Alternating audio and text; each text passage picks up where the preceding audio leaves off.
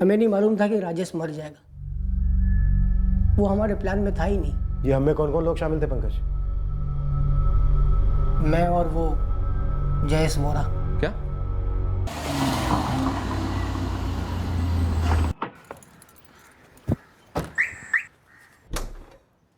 Ajay, Ajay.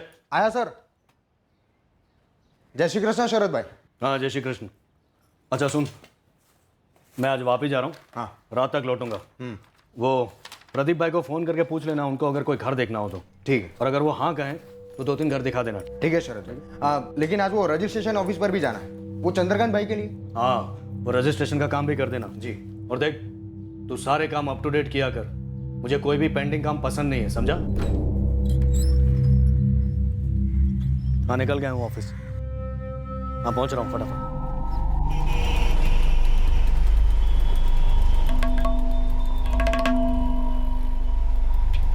Mummy, टहलने जा रहा हूँ, आधे घंटे में लौटूंगा।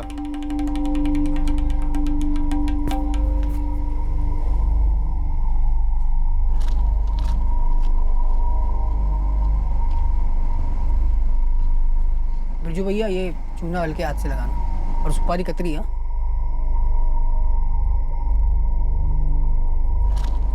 राजेश, पान खाएगा? ना ना पंकज, तू खा ले, मैं ठीक हूँ।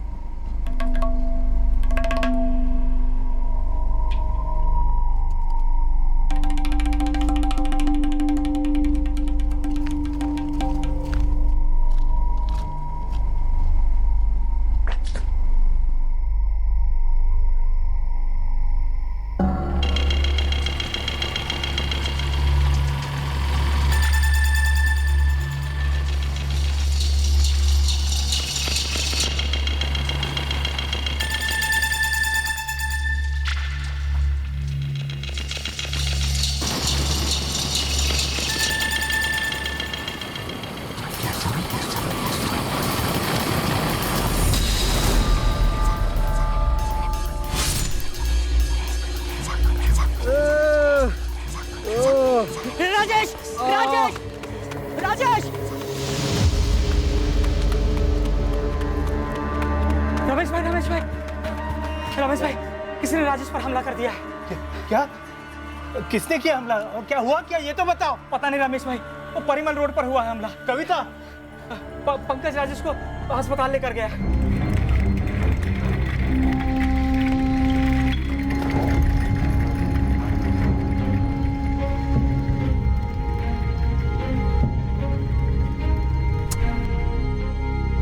मैं बस वहाँ परिमल रोड पर मुड़ा, देखा तो एक बाइक जा रही थी। बाइक रुकी, बाइक वाला उतरा और उसने सीधा छुरा निकालकर राजेश पर वार करना शुरू कर दिया। एक के बाद एक वार करता गया सर, यहीं पर। हाँ सर, हम सबने राजेश की चीख सुनी थी। ये 4-5 मिनट पहले ही मेरे दुकान के सामने से गुजरा था राजेश। सर मैं भी वही दुकान पे पान खा रहा था सर। कुछ 10:35 बजे मैं घर पे लौट रहा था और तभी मैंने ये हादसा होते देखा। तुमने बाइक वाले को देखा पंकज? मतलब उसका चेहरा? नहीं सर, नहीं देख पाया सर। उसका चेहरा कपड़े से ढका हुआ था, पीले रंग के कपड़े से सर। और मैंने देखा कि राजेश उसे बेनकाब करने की पूरी कोशिश कर रहा था सर। बाइक का नंबर? नहीं देख पाया सर। पंकज कुछ भी याद हो, एक आध लेटर? नहीं सर, मैं नहीं देख पाया सर। सर मैं पूरा हिल गया था सर, इतना खून बह रहा था कि कुछ सूझबूझ ही नहीं रहा। ना ना, आप पेशेंट से नहीं बात कर सकती हैं। कुछ ज्यादा सीरियस है क्या डॉक्टर? जबरदस्त ब्लड लॉस हुआ है, उसके सारे इंटरनल ऑर्गन्स डैमेज हो चुके हैं। उसके बचने के चांसेस कितने हैं, सर्वाइवल रेट क्या है, ये सब इस वक्त हम कुछ नहीं बता सकते। किसी से मिलने जा रहे हैं ऐसा तो कुछ कहा नहीं था राजेश भैया ने। आदत है राजेश की, रात के खाने के बाद आधा घंटा टहलने जाता है वो। राजेश को तो मैं सालों से जानता हूँ सर। हाँ सर, यही अम्बे नगर में रहता है सालों से फैमिली के साथ सर। तो फिर उसकी ऐसी लड़ाई किसके साथ हो सकती है जो उसे चाकू ही मार दिया? मुझे नहीं पता सर। सर ये तो आपको राजेश खुद बता पाएगा या फिर उसके घर वाले। हेलो, हाँ कहाँ हो अभी, कब तक आओगे? अरे यार, हरीश भाई की गाड़ी पंक्चर हो गई है। हाईवे पे जो ढाबा है वहाँ पे हम लोग खाना खा रहे हैं। घर आते आते सुबह हो जाएगी।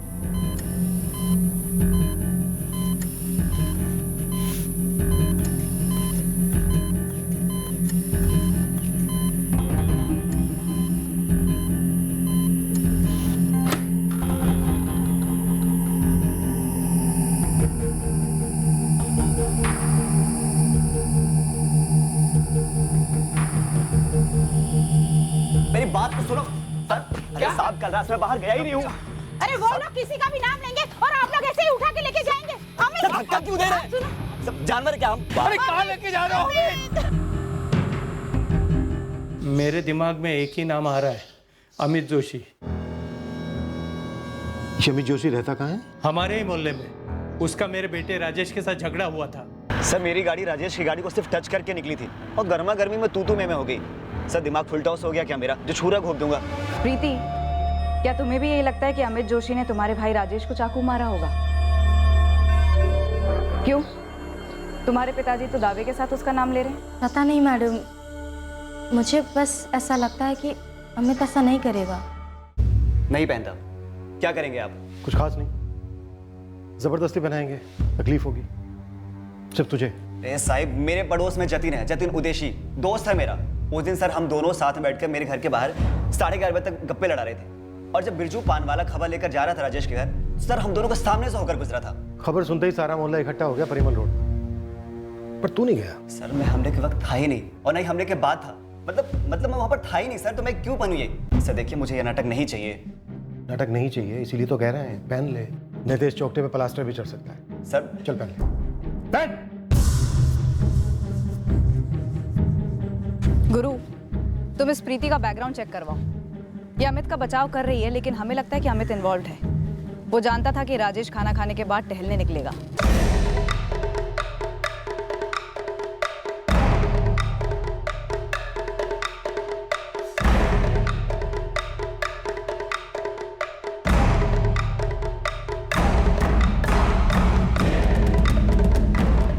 ये वो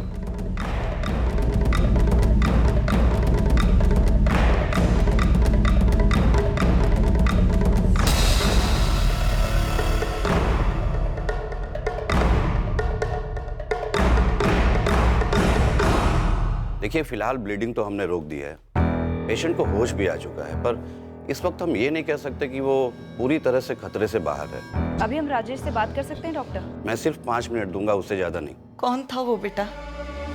हाँ राजेश, अमित जोशी था ना? हाँ दिख रहा।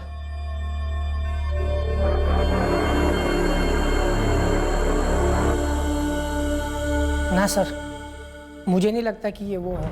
पक्का? अब बस भी करो ना साहब, वो ना कह रहा है और आप अब भी उसे हाँ बुलवा रहे हैं। सर, राजेश को होश आ गया है, बात करेगा। फैमिली वाले कह रहे हैं कि वो हमलावर को पहचानता है। मूव। अब मैं जा सकता हूँ? अभी नहीं भाई, उस राजेश को नाम तो लेने दे।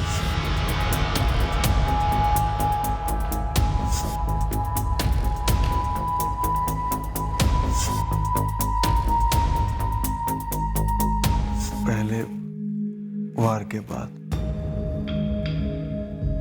मैंने वो कपड़ा खींचा था। दोबारा मारने से पहले मैंने उसे देखा। कौन था वो राजेश? उसने मुझे जान से मारने की धमकी दी थी पहले। मैंने पालके में लिया था। वो था कौन राजेश? कोई मोहल्ले का? पैसे, मेरे पैसे थे उसके पास।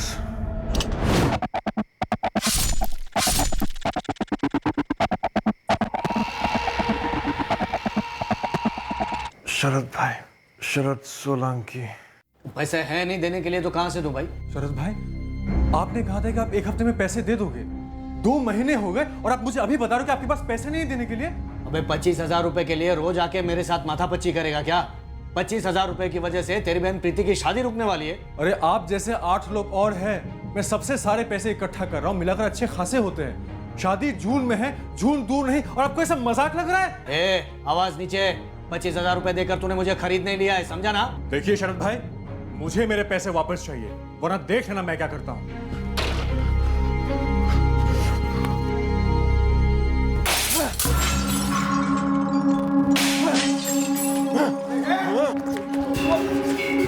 मेरी ऑफिस में तोड़-फोड़ करेगा तू? हाँ?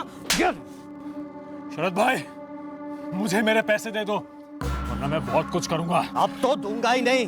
और अगर तूने एक भी पत्थर उठाया ना, हाथ के साथ तेरा सब कुछ काट के फेंक दूंगा, समझा? खत्म कर डालूंगा, खलास कर डालूंगा तुझे। चल निकल, निकल, अबे निकल यहाँ से, नहीं तो जान से मार के यहीं गाड़ दूंगा, समझा?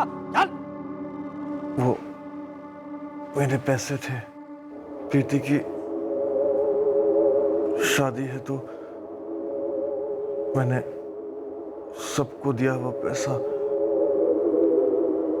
मैं वापस ले रहा था। शरद भाई से मुझे 3 घर के ब्रोकरेज का कमीशन लेना था। प्रीति की शादी के लिए मैं वो पैसे लेने गया था। मुझे उन पैसों की बहुत जरूरत थी।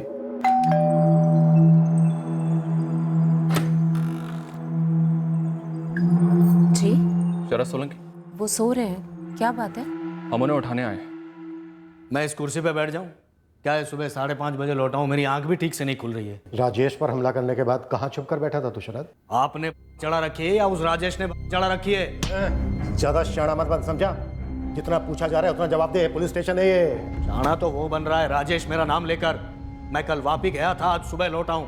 मैं वडोदरा में था ही नहीं, और अगर वडोदरा में होता भी तो मेरा क्या दिमाग खराब हो गया ये सब करने के लिए? वो हम कर देंगे, दिमाग सब खराब कर देंगे तेरा। फटाफट बोल, बाइक किसकी थी, चाकू कहाँ पर है, और वो पीला कपड़ा कहाँ पर है जिससे थोबड़ा ढका था तूने तेरा? आप लोग मुझ पर इल्जाम डालकर किसी और का नाम ढकने की कोशिश तो नहीं कर रहे हैं? राजेश की हालत क्रिटिकल है, समझा? क्रिटिकल हो या पॉलिटिकल हो, मुझे उससे क्या लेना देना? नहीं, मैं मानता हूं मुझे उसे 25,000 रुपए देने थे, लेकिन जब मैंने उसे दिए तो उसने कहा कि मुझे अभी नहीं चाहिए, आप शेयर बाजार में इन्वेस्ट कर दो, तो मैंने कर दिए। अब शेयर के प्राइसेस 25,000 से गिरकर 3,000 पे आ गए, तो उसमें मैं क्या करूं? ये सब बताया उसने आपको?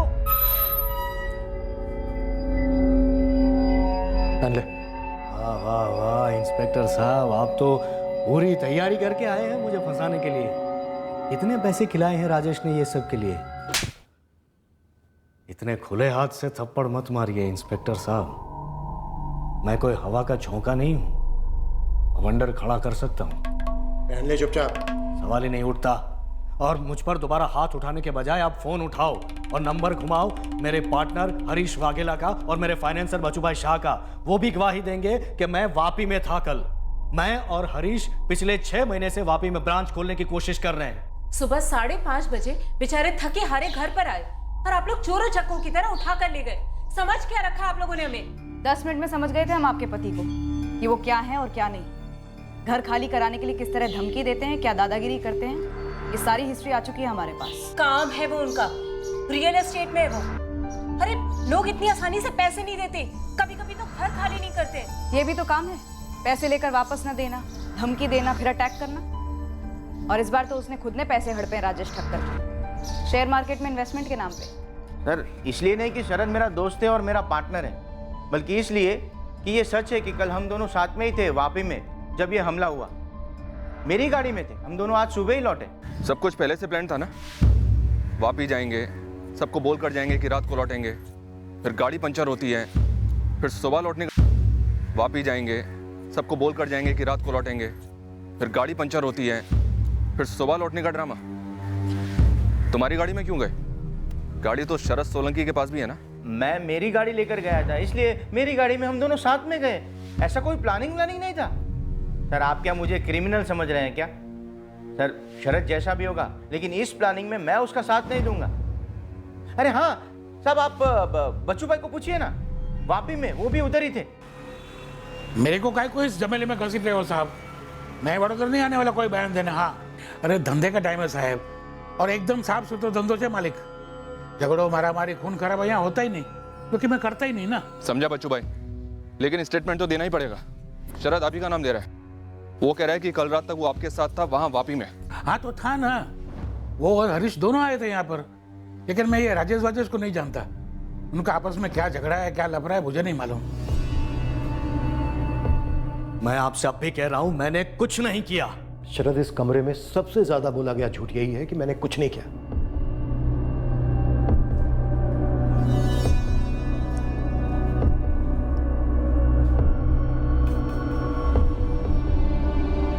ये सब क्या नौटंकी चल रही है? कौन है ये तोताराम गवाह जो आपका गाना गाएगा? है कौन ये? मेरी माँ भी बचपन में मुझे रोज धमकी देती थी साहब, लेकिन ऐसा थोड़ी होता है। धमकी दी तो बंदा करेगा। अबे ज्ञान नहीं चाहिए तेरा, वो है मेरे पास, मुझे सीधे सीधे जवाब चाहिए। उसने धमकी दी थी या नहीं? दी थी। और ये वापिस जाने वाला बहाना, ये प्लान था क्या? मुझे किसी भी प्लान वान के बारे में कुछ नहीं पता है। शरद भाई ने बोला कि वो वापिस जा रहे हैं, तो बस मेरे लिए उतना ही मतलब बनता है सर।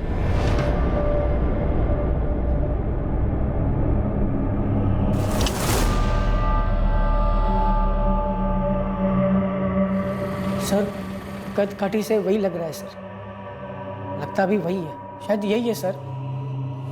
चल। टिके हुए हो तुम इंस्पेक्टर। मुझे फंसाने के लिए राजेश ने कितने रुपए दिए हैं तुम्हें? तूने खुद अपने आप को फंसाया शरद सोलंकी। राजेश टक्कर की कंडीशन अब और बिगड़ते जा रही थी। उसका बच पाना मुश्किल लग रहा था। सर, डॉक्टर का फोन आया था। वो लोग राजेश को तीसरे ऑपरेशन के लिए लेके जा रहे हैं। उम्मीद कम रखने को बोला है। लेकिन उन्होंने कहा था अब ठीक होगा। अब बोल रहे अंदर सेप्टिक हो गया है, फिर से ऑपरेशन करना पड़ेगा। राजेश का स्टेटमेंट ऑन रिकॉर्ड हमारे लिए बहुत ही इंपॉर्टेंट था। देखिए 10 मिनट के अंदर हम पेशेंट को ओटी में शिफ्ट कर रहे हैं। मैं आपको ज़्यादा से ज़्यादा 5 मिनट का टाइम दे सकता हूँ। हमने रिटर्न स्टेटमेंट के अलावा उसका स्टेटमेंट ऑन कैमरा भी लिया, और राजेश इस बात पर अड़ा हुआ था कि उसे चाकू मारने वाला शरद सोलंकी ही था। शरद भाई, आप जब वापी गए थे तब अपना मोबाइल फोन साथ में लेके गए थे ना? की भी बात करो अरविंद भाई, धंधे के काम से हो या मॉर्निंग वॉक, कोई बिना फोन लिए बाहर निकलता है क्या? हाँ, और मैंने इन्हें फ़ोन भी किया था पूछने के लिए कि कब आ रहे हैं, तो इन्होंने बताया सूरत के आसपास कहीं हाईवे पे थे, और हरीश भाई की गाड़ी पंचर हो गई थी तो ढाबे पे ये लोग खाना खा रहे थे। सब एक जैसा बोलेंगे जब भी बोलना पड़े। किसी के भी स्टेटमेंट में हेर फेर नहीं होनी चाहिए, ठीक है? 3 मार्च 2017 की रात मैं खाना खा के टहलने निकला था। सुनसान परिमल रोड में ये आदमी आकर मुझ पर चाकू से हमला किया। पहली बार के बाद मैंने उसके चेहरे का पीला कपड़ा खींचा था। मैंने साफ देखा था उस आदमी को। वो शरद सोलंकी है जिसने मुझे 25,000 देने हैं। मेरी बहन प्रीति की शादी के लिए वो पैसे मुझे चाहिए थे। राजेश टक्कर ने ऑपरेशन टेबल पर दम तोड़ दिया। उसका स्टेटमेंट अब उसका डाइंग डिक्लेरेशन था।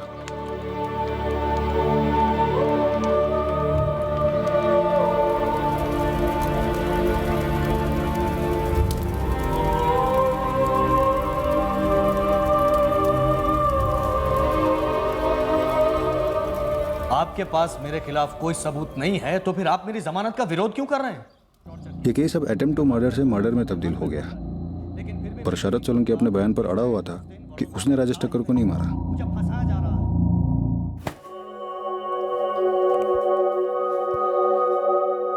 गिरीश और उसके घर वाले मान गए हैं। शादी बिल्कुल सादगी से होगी। मम्मी, मेरे अंदर कुछ टूट सा गया है। ऐसे नहीं बोलते। राजेश का सपना था तेरी शादी अच्छे से हो, और इसके लिए वो मारे भी गए। हम सब दुखी है बेटा, अंदर से टूट गए हैं। पर राजेश की इच्छा थी जो कुछ भी हो तेरी शादी नहीं रुकनी चाहिए। मैंने थोड़े पैसे जेएस के पास रखे हैं। उसने वादा किया है कि वो 1 हफ्ते में लौटा देगा। जो भी हो पप्पा, प्रीति की शादी नहीं रुकनी चाहिए। काका, ये 75,000 राजेश ने मुझे 60 दिए थे 15 ब्याज के। काका, मैं इस समय बोलने का मतलब तो नहीं है, लेकिन बोलना चाहता हूँ मैं। ये राजेश को शरद भाई से पंगा नहीं लेना चाहिए था। उसे पैसों की ज़रूरत थी तो मुझे बोलता, मैं लौटा देता ये वाले। बेटा जयेश, शायद राजेश को ये पता नहीं था कि 25,000 रुपये के लिए वो जानवर शरद सोलंकी उसकी जान ले लेगी। डिक्री, तेरे पप्पा जून की तारीख नहीं बदलेंगे। राजेश ने तय की थी, शादी उसी दिन होगी।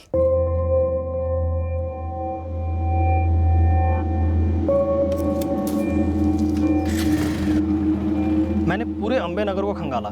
इस अमित जोशी और प्रीति ठक्कर का ऐसा कुछ लफड़ा उफड़ा सामने नहीं आया। इस प्रीति की तो अरेंज मैरिज हो रही है किसी गिरीश व्यास के साथ। तो फिर इतने संगीन मामले में अमित की तरफदारी क्यों कर रही होगी? बचपन से देखा होगा, कोई लफड़ा उफड़ा नहीं है, बस एक समझ होगी कि ये बंदा नहीं करेगा।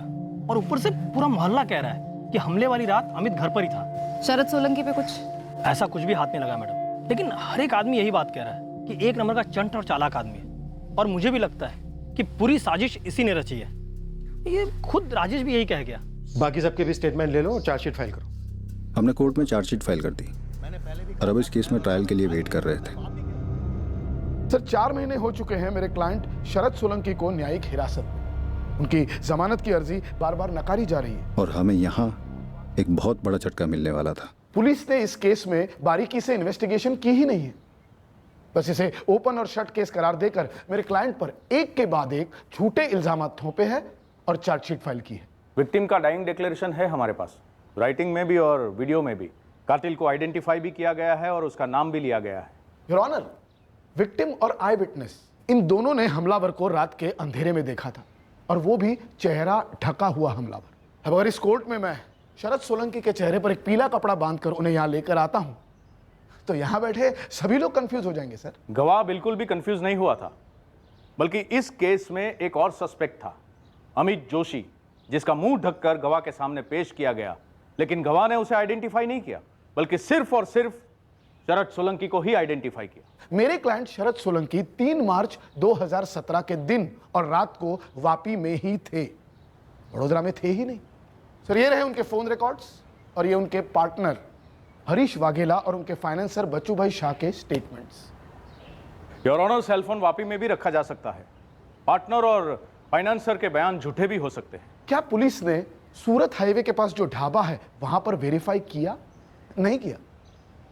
जबकि मेरी क्लाइंट की वाइफ श्रेया ने 4 तारीख को रात को 12:15 बजे मेरे क्लाइंट को कॉल किया था, जब वो वापी से लौट रहे थे और सूरत हाईवे के पास किसी ढाबे पर डिनर ले रहे थे। अब इस बात का जिक्र पुलिस की चार्जशीट में कहीं पर है ही नहीं। और सर एक और बात, उस मोटरसाइकिल का क्या हुआ जो कातिल ने कत्ल के वक्त इस्तेमाल की थी? क्योंकि मेरे क्लाइंट को तो मोटरसाइकिल चलानी आती ही नहीं है, उनके पास 2 व्हीलर का लाइसेंस तक नहीं है। Approach sir.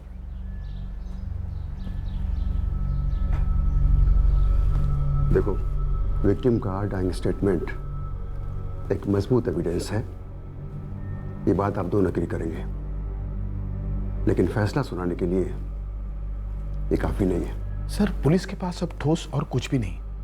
ये जो इन्वेस्टिगेशन है वो भी बहुत कच्ची रही है सर। इस चार्जशीट के बेसिस पर इस केस को ट्रायल पे ले जाना और एक्यूज्ड को बेल ना देना, ये बात बनती नहीं है सर। इन्वेस्टिगेटिंग ऑफिसर को कल कोर्ट में पेश करो।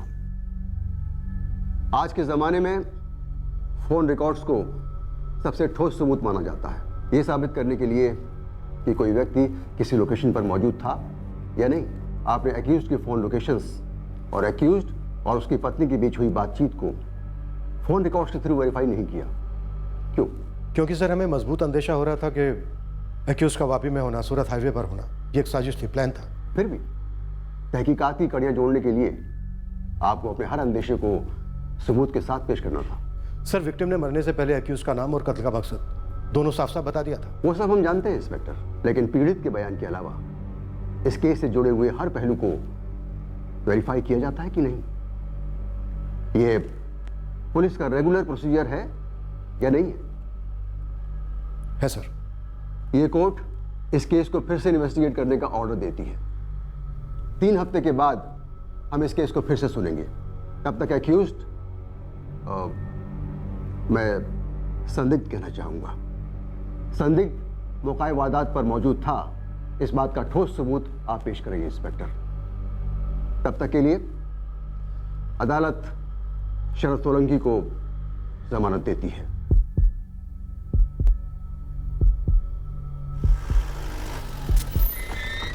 हमें नहीं मालूम था अब इस केस में नया क्या हाथ लगने वाला था।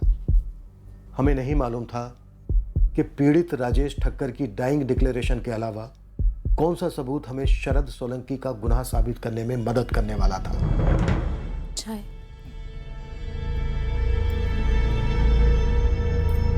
अविनाश भाई कह रहे हैं कि चिंता मत करो। लेकिन कैसे चिंता ना करो, बताइए आप। चिंता मत कर श्रेया, कुछ नहीं होगा। सीधी सी बात है, मैंने कुछ किया ही नहीं, मुझे फंसाया। सर, मैंने अपने पहले ही बयान में आपको बताया, सूरत हाईवे पर है जय माता दी ढाबा।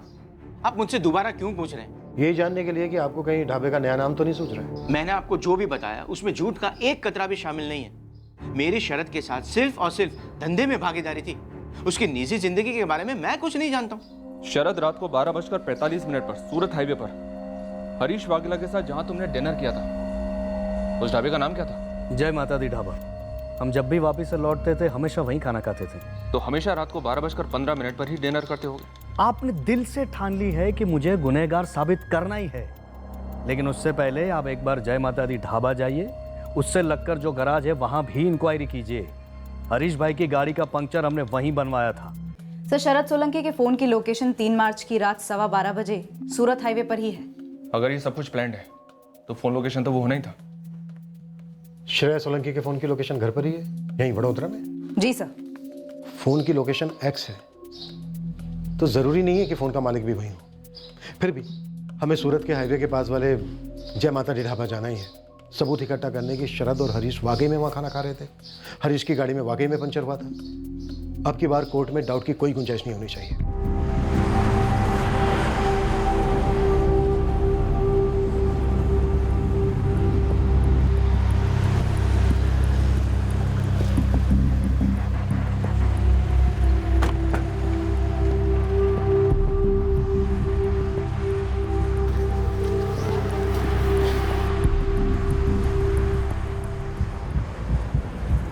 सर, इनके नाम तो याद नहीं है, लेकिन ये लोग अक्सर यहाँ रुकते हैं खाना खाने के लिए। अरे मैडम, कैसे याद रहेगा 5 महीने पहले का पंक्चर? अगर कोई अनोखी गाड़ी होगी, बड़े आदमी की बड़ी गाड़ी होती, तो फिर भी शायद याद आता। सर, उतना भी याद नहीं है कि 3 मार्च की रात को 12:15 पर ये लोग आए थे कि नहीं आए थे। जरा सा भी याद नहीं है? नहीं सर, सॉरी। मेरी याददाश्त पंक्चर होगी तो क्या हुआ मैडम? ढाबे की CCTV को सब मालूम होगा, कैमरे में सब कुछ कैद होगा। हाँ सर, CCTV तो है। 3 मार्च की रात 12 बजे से 1 बजे तक की पूरी फुटेज निकलवाओ अभी। CCTV फुटेज ने एक बात साबित कर दी कि हमसे तहकीकात में वाकई में लापरवाही हुई थी। फुटेज देखकर हम दंग रह गए।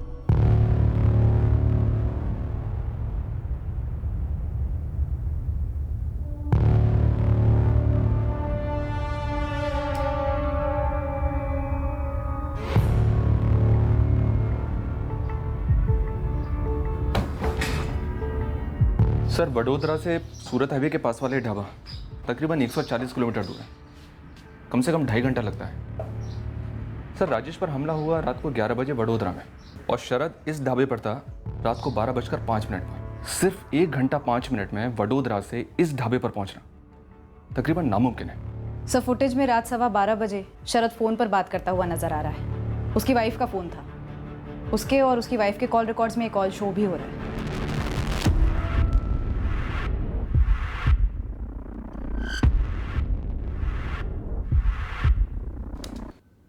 तो फिर मरते मरते राजेश ठक्कर ने शरद सोलंकी का नाम क्यों लिया? झूठ बोला उसने, शरद को फंसाने के लिए। लगता तो ऐसा ही है सर। मेरे साथ इतना बदसलूक किया, मेरा चेहरा ढका, बकवास की, धमकियां दी, इतने दिन में जेल में सड़ा। इसकी क्या भरपाई होगी सर? गलती हुई है हमसे शरद, उसके लिए हम तुमसे माफी चाहते हैं। आपने मेरा वक्त जाया किया, मेरी खोई हुई इज्जत वापस मांगता हूं मैं। दे पाएंगे? नहीं दे पाएंगे, लेकिन इतना पक्का है कि हमें गुमराह किया गया। एक बात बताइए सर, आपने मेरा चेहरा ढका और एक चश्मदीद गवाह को मेरे सामने पेश किया, फिर वो कौन सा था जिसने ये कहा कि वो पीले कपड़े वाला आदमी मैं हो सकता हूं? वो पंकज था, पंकज राजेश का दोस्त। कहीं वो पंकज गुप्ता तो नहीं जो कंचन पार्क में रहता है? हाँ वही था। तुम जानते हो उसे? बहुत अच्छी तरह से जानता हूँ, 1.5-2 साल पहले नौकरी करता था मेरे यहाँ। पंकज का हाथ हो सकता है इसमें? कमाल करते हैं इंस्पेक्टर साहब, पहले आप मेरे खिलाफ एक गवाह पैदा करते हैं, फिर मुझे से पूछते हैं कि वो गवाह गुनहगार तो नहीं। क्या तरीका है काम करने का? इससे अच्छी तहकीकात तो मैं खुद कर लेता।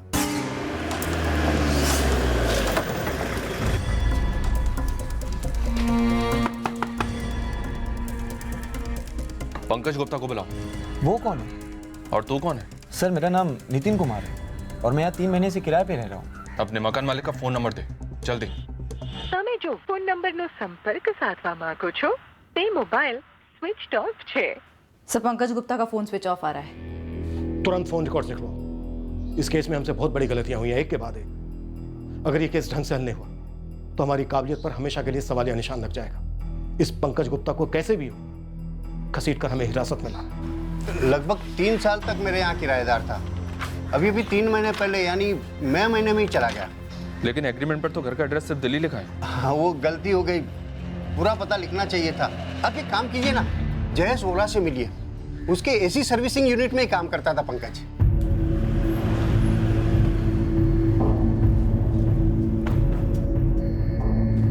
जयेश्वरा तुम ही हो? हाँ जी साहब। क्या हुआ साहब? ये पंकज गुप्ता ने नौकरी छोड़ दी क्या? साहब वो तो मई महीने में अपने घर चला गया था। दिल्ली? हाँ जी दिल्ली। दिल्ली का एड्रेस है? नहीं साहब। क्या हुआ साहब? राजेश ठक्कर को जानते हो तुम? वही राजेश ने जिसका मर्डर शरद सोलंकी ने किया है ना। झोल है कुछ, और ये हमें पंकज से जानना है कि झोल क्या है। पंकज को मैं पिछले 1.5 साल से जानता हूँ, जब से उसने शरद भाई की नौकरी छोड़ी थी और मेरे पास काम मांगने आया था। इससे ज्यादा मैं उसके बारे में कुछ जानता नहीं हूँ साहब। ऐसा भी क्या हुआ था? राजेश का तो समझ में आता है, लेकिन पंकज आपको इसमें क्यों फंसाना चाहता था?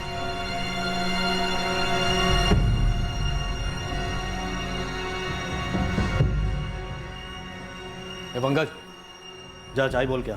खाना खत्म करके जाता हूँ। अबे अंदर कस्टमर बैठा है, तेरे को खाने की पड़ी है, जाना चाय बोल के आना। बोला ना शरद भाई खाना खत्म करके जाता हूँ। हो गया खाना, अब जा चाय बोल के आ। अरे आंसू शरद भाई, ऐसे कोई खाना फेंकता है क्या? ये जो खाना तेरे मुंह में तू ठूस रहा है ना, वो मेरे पैसों से आता है। मैं उसे फेंक दूं या जला दूं मेरी मर्जी। चल जा चाय बोल के आ। नहीं लाऊंगा। नहीं लाएगा?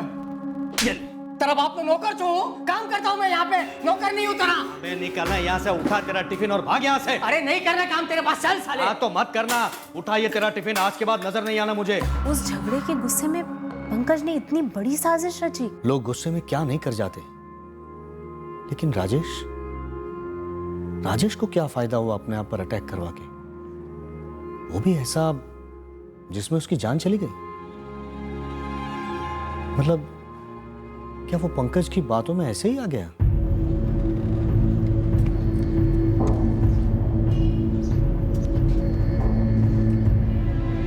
सर इस बार वाकई में हम लोग बहुत बुरी तरह चूके हैं। ये पंकज के फोन रिकॉर्ड्स हैं सर, पूरा कच्चा चिट्ठा इसमें है।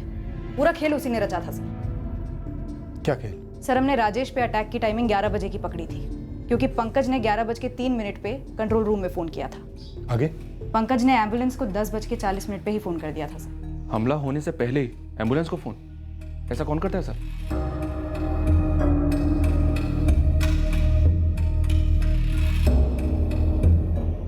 हेलो, यहाँ परिमल रोड पे अम्बेनगर के पास एक एम्बुलेंस भेजिए। एक आदमी पर चाकू से हमला हुआ है, बहुत खून बह रहा है, जल्दी भेजिए। तो पीले गमछे वाला बाइक पर आया हुआ हमलावर मनगढ़ंत हो सकता है। लेकिन सर राजेश इस प्लानिंग में शामिल क्यों होगा? वो खुद के कत्ल का झूठ क्यों बोलेगा? शायद राजेश और पंकज के बीच में कोई साठगांठ हो, इस शरद सोलंकी को फंसाने के लिए। मतलब सिर्फ शरद को फंसाने के लिए राजेश ने खुद पर ऐसा हमला करवाया? राजेश ने झूठा बयान दिया? जी, शरद सोलंकी उस रात उस वक्त वडोदरा में था ही नहीं। पर क्यों? प्रीति, कविता जी, राजेश ने अपनी जान गंवाई, झूठा बयान दिया। क्या पंकज के साथ उसकी कोई साठगांठ थी? कैसी साठगांठ?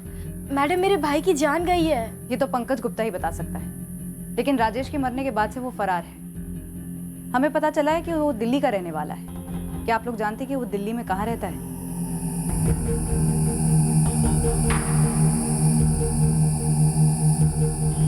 पंकज के फोन रिकॉर्ड्स बारीकी से खंगालने पर हमें एक दिल्ली का नंबर मिला, जो उसकी माँ का नंबर निकला।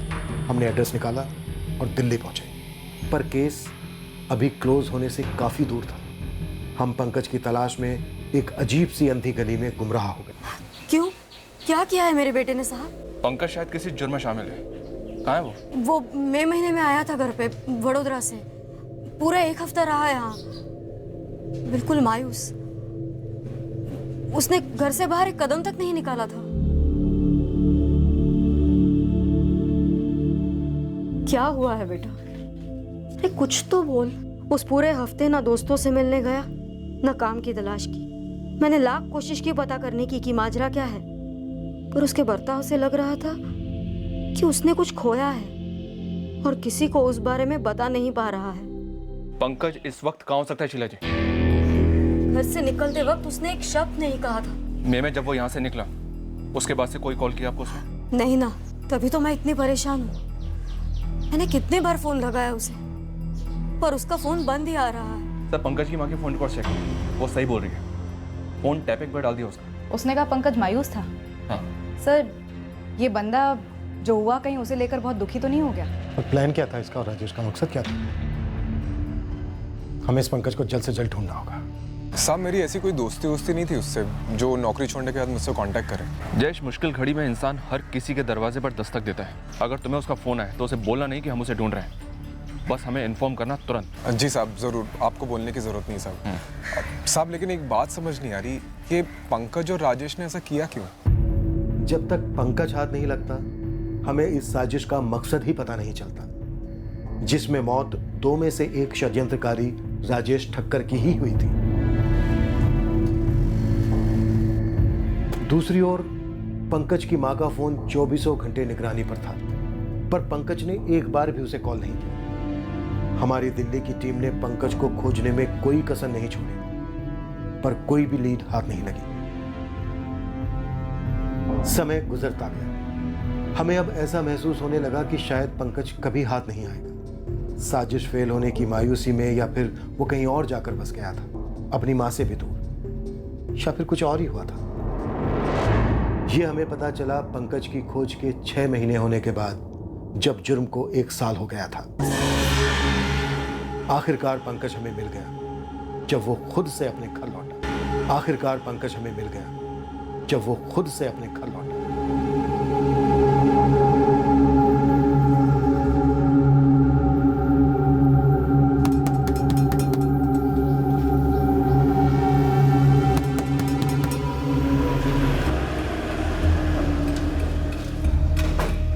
नहीं साहब, पंकज ने फोन किया ही नहीं साहब, और मुझे नहीं लगता कि आगे भी फोन करेगा वो। बिल्कुल सही करा तू जयेश, पंकज आगे तुझे कॉल करेगा भी नहीं, जरूरत ही नहीं पड़ेगी उसे, क्योंकि तुम दोनों जेल में साथ में रहोगे, बातें तो आमने सामने ही हो जाएंगी।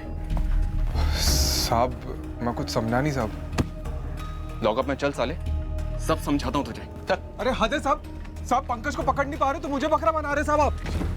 पंकज को धर लिया हमने और उसका मुंह भी खुलवा दिया, अब तेरी बारी है। हमें नहीं मालूम था कि राजेश मर जाएगा, वो हमारे प्लान में था ही नहीं। ये हमें कौन कौन लोग शामिल थे पंकज? मैं और वो जयेश वोरा। क्या? जयेश वोरा जो एसी सर्विसिंग यूनिट चलाता है? हाँ वही सर, वो भी शरद भाई को जान से मार देना चाहता था। उसने ये काम मुझ पे सौंप दिया, लेकिन मैं नहीं मार पाया। हथियार के इंतजाम के बाद भी मुझसे नहीं हो पाया। जयेश भाई, ठोक दिया? अबे ठोक दिया क्या कुत्ते को? नहीं जयेश भाई, ये साले मेरे हाथ कांप गए। कितना पैसा खर्च किया मैंने बंदूक खरीदने में पता है? हाथ कांप गए। साला दिमाग खराब कर। और तुझे भी पैसा दिया ना मैंने, निकाल एक एक पैसा निकाल। सु पैसा करो जो जयेश भाई, भेज दिए दिल्ली अपनी माँ को मैंने। अब सब कुछ रेडी होने पर भी तू नहीं कर पाया ना? नहीं मार पाया। जाओ ना फिर आप जाके मार के आओ। अगर मैं कर पाता तो तुझे काम क्यों देता? और साला तू भी गुस्सा था ना उससे? हाँ लेकिन जयेश भाई खून करने जितना नहीं था। साहब ये शरद सोलंकी है ना, एक नंबर का इंसान है साहब। ये कोई दूध का दूल्हा नहीं है साहब। तेरी क्या दुश्मनी थी उसके साथ? साहब मुझे एक बड़ा कॉन्ट्रैक्ट मिल रहा था जिसके लिए पैसों की जरूरत थी, तो मैंने अपने गहने उसके पास गिरवी रख दिए साहब, जिसकी कीमत 8 लाख थी और उसने मुझे 5 लाख दिए साहब। 2 महीने क्या लेट हो गए उसके पैसे लौटाने में। मेरे गहने बेचने निकला था, 8 लाख के गहने साहब। जैसे तैसे हाथ पैर मार के मैंने उसके पैसे लौटा भी दिए, तब भी मेरे गहने वापस नहीं कर रहा था।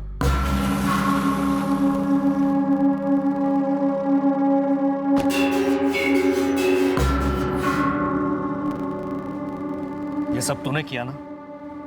अरे शरद भाई ये तो फिल्म का ट्रेलर है, और आपसे ही तो सीखा है कि ऐसे लोगों की फाड़ते हैं। पुलिस तुझे फाड़ेगी। अरे शरद भाई, पुलिस वो कुल्हाड़ी है जो आप अपने पैरों पर मार रहे हैं। पुलिस मेरी फाड़ेगी ना तो मैं भी तो अपना मुंह फाड़ूंगा। मैं भी तेरा नुकसान कर सकता हूँ। वो जब आप कल आएंगे ना यहाँ पे तब दिख जाएगा। आज तो बोर्ड उतारा है नीचे, लॉक चेंज किया। कल का पूरा प्लान है।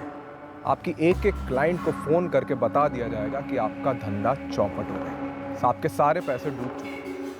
फिर देखना यहाँ पे कैसी लाइन लगती है और आपके कपड़े कैसे फटते हैं। मैंने आपका पूरा पैसा लौटा दिया, अब आप भी मेरे गहने लौटा दो और किस्सा खत्म करो, वरना 8 लाख के चक्कर में आपका दुगना नुकसान कर सकता हूं।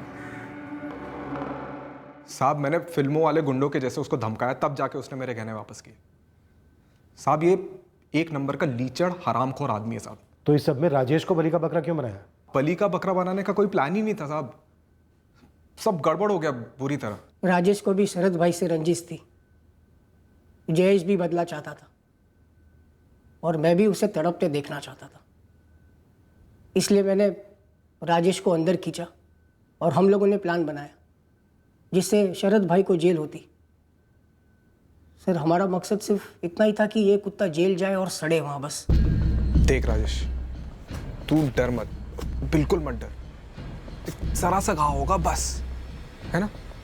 और उसके बाद हम सारा जिम्मा शरद सोलंकी पे डाल देंगे।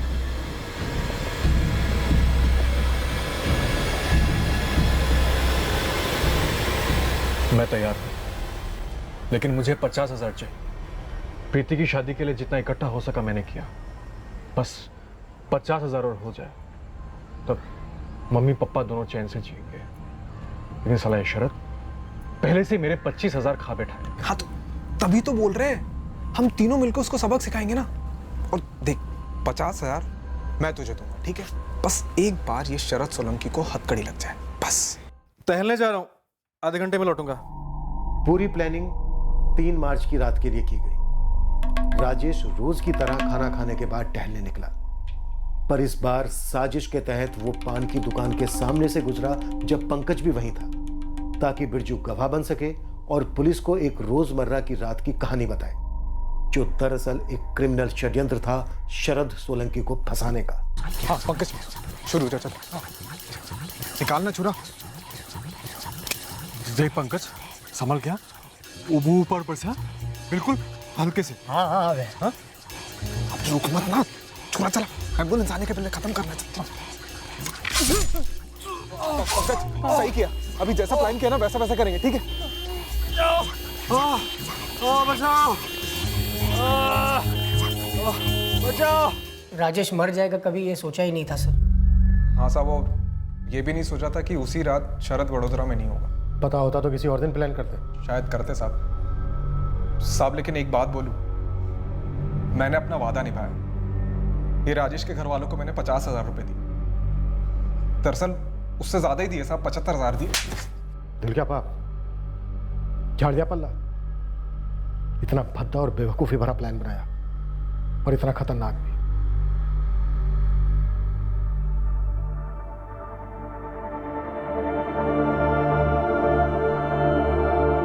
क्या हुआ? पंकज को पकड़ा? प्लान जयेश का था, वो मुझे फंसाना चाहता था। जयेश वो रहा आपने? हाय राम, अच्छा हुआ जो उस दिन आप वापी चले गए थे। बच गया। इससे पहले उन्होंने मुझे मार डालने का प्लान भी बनाया था, हथियार भी खरीदा था उन्होंने। राजेश का परिवार उसकी इस साजिश में भागीदारी को कबूल ही नहीं कर पाया। वो भी उसने ये सब कुछ प्रीति की शादी के लिए पैसे जुटाने के लिए किया। एक भयंकर साजिश में शामिल हुआ जिसने उसी की जान ले ली। और लंबे अरसे तक हम भी इस केस में गुमराह होते रहे, क्योंकि हमारी इन्वेस्टिगेशन में वाकई में कुछ गंभीर खामियां रही थी। अगले हफ्ते फिर मिलेंगे एक नए केस के साथ क्राइम पेट्रोल सतर्क में। जय हिंद।